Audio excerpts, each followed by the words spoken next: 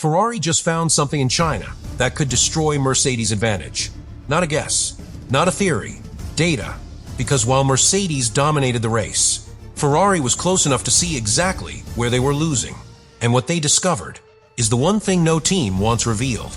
The secret behind Mercedes' speed. Because every single lap, the same pattern appeared. Ferrari was right there in the corners, sometimes even faster. But on the straight, Mercedes didn't just pull away. They kept accelerating when everyone else had already hit the limit. No clipping, no energy drop, just continuous power. And that's not supposed to happen. In fact, Ferrari's own analysis shows they're losing up to half a second per lap. Only in that phase. Only because their energy runs out while Mercedes keeps going. And now, that changes everything. Because if one team has found a way to extend energy beyond what others can, this isn't just an advantage. It's a breakthrough, or something much more dangerous. So now the entire paddock is asking one question. Did Mercedes simply build the best engine? Or did Ferrari just expose something that Formula One won't allow to continue? What makes this even more serious is that Ferrari didn't just notice the problem. They measured it, precisely, because this wasn't one lap. It wasn't one moment. It was every single lap of the race. The same pattern, over and over again. Through Sector 1, Ferrari is strong. Through Sector 2, they stay close, sometimes even gaining time. The car is stable. The traction is excellent. The tires are under control. Everything looks competitive. And then, the straight, and everything disappears. Because this is where the difference becomes impossible to ignore. Ferrari starts to lose deployment. Gradually, predictably, the power begins to fade before the braking zone. Every lap. That's normal. That's what the system is designed to do. But Mercedes doesn't follow that pattern. They hold deployment longer. They keep accelerating. They carry that power all the way to the end of the straight. And that's the moment where the gap is created. Not in the corners, not in the braking, in the final meters where energy shall already be gone. Now think about what that means. Because in this generation, energy is the limit. Once it's gone, you are exposed. You defend. You lose time. But Mercedes never seemed to reach that point. And that's exactly what Ferrari has now identified. Now here's where it becomes even more important. Because Ferrari's data doesn't just show a difference. It quantifies it between 3 and 5 tenths per lap, lost only in that phase. That's not small. That's the difference between fighting for the win and fighting for the podium. Now connect this to the race itself. Hamilton starts strong, even leads briefly. Leclerc is right there. The pace is real. The car is competitive. But every time they try to close in, the straight resets everything. Mercedes pulls away, effortlessly, and the cycle repeats. Now here's where the story shifts.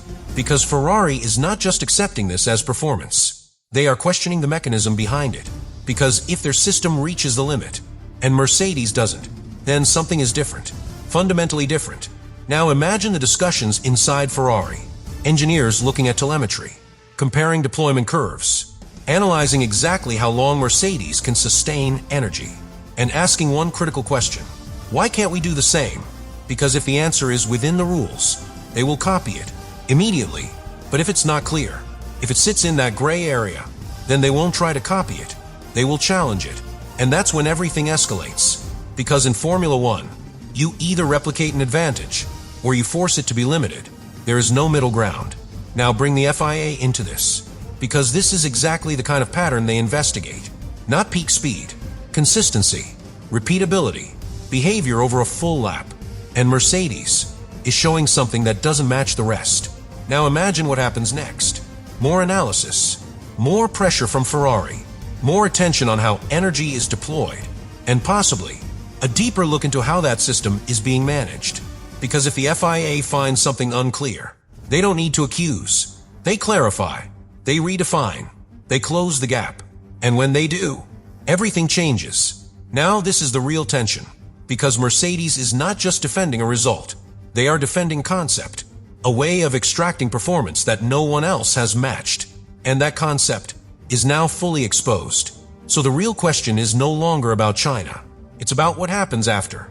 Because if Mercedes shows up at the next race and nothing changes, then they've truly solved something. But if that deployment starts to fade earlier, if the straight line advantage shrinks, If Ferrari suddenly stays closer, then we will know that what they discovered in China was not just data, it was the beginning of something that forced Formula One to react. But here's where this stops being just Ferrari's problem and becomes Mercedes' biggest threat. Because once you identify exactly where the advantage is coming from, you can target directly. Now imagine what Ferrari is doing right now. They are not trying to redesign the entire car. They are focusing on one thing: energy behavior, how it's deployed, how long it lasts, and most importantly, why Mercedes can extend it further.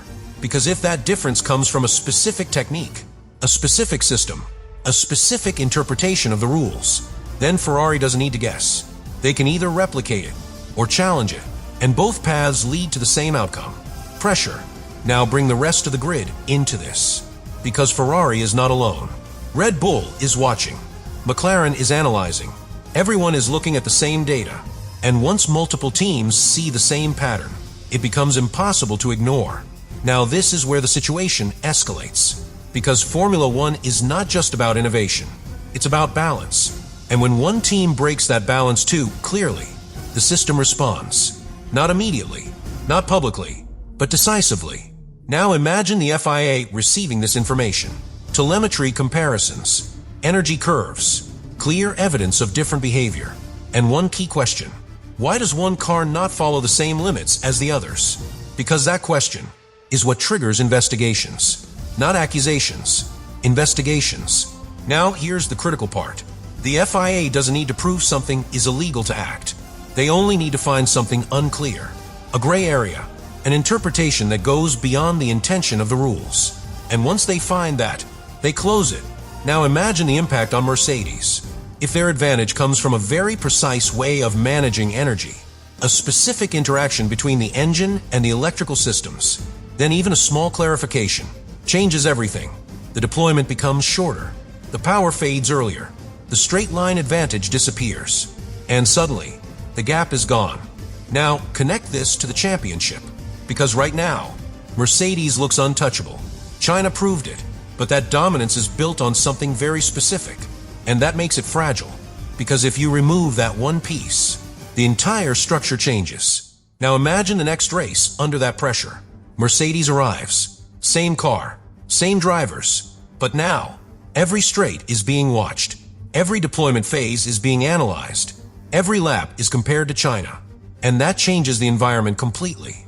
Because now, they are not just racing, they are being tested. Now here's the turning point. Because this is where dominance becomes vulnerable.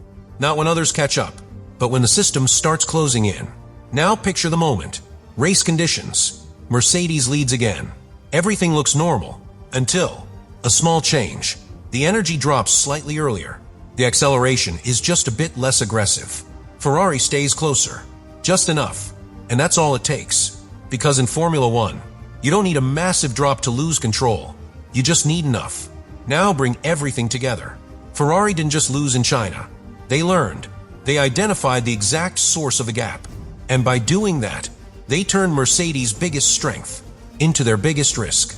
Because once an advantage is understood, is no longer safe. So now everything comes down to what happens next. If Mercedes keeps that same performance, then they've truly solved the system. But if even a small part of it disappears, if the deployment shortens, if the gap shrinks, if Ferrari suddenly becomes a real threat, then we will know that what was discovered in China was not just analysis. It was the beginning of the moment Formula One decided to push back. And this is where everything reaches its most dangerous point for Mercedes. Because now, it's no longer about discovering the advantage. It's about what happens once everyone understands it. Because in Formula One, an advantage only exists while it's not fully understood. The moment it becomes vulnerable. Now think about what Ferrari has done. They didn't just get closer. They didn't just compete. They decoded the gap. They know where they lose time. They know why it happens. And most importantly, they know exactly when it happens. At the end of the straight. At the exact moment where energy should run out.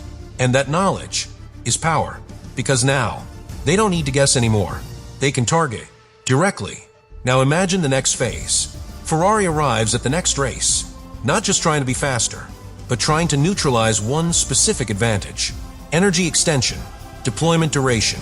And if they get even slightly closer in that area, everything changes, because the rest of their car is already there, strong in corners, excellent traction, solid tire management. They don't need a second per lap. They need a fraction. Now here's where it becomes even more intense, because if Ferrari can't fully replicate it, they will do something else. They will force clarity. They will push the FIA to define exactly how that system should behave. And once that happens, Mercedes loses control of the situation, because now, it's not just about engineering, it's about regulation. Now imagine the pressure building. More questions from teams, more analysis, more focus on one single detail. Why does Mercedes not clip when everyone else does? Because that question doesn't go away. It grows. And the more it grows, the more likely the FIA is to act. Now here's the final shift, because this is where dominance turns into risk. The more dominant you are, the more visible you become. The more visible you become, the more you get questioned. And the more you get questioned, the closer the system gets to you. Now picture the next race weekend again. Everything looks normal. Mercedes is still fast, still leading.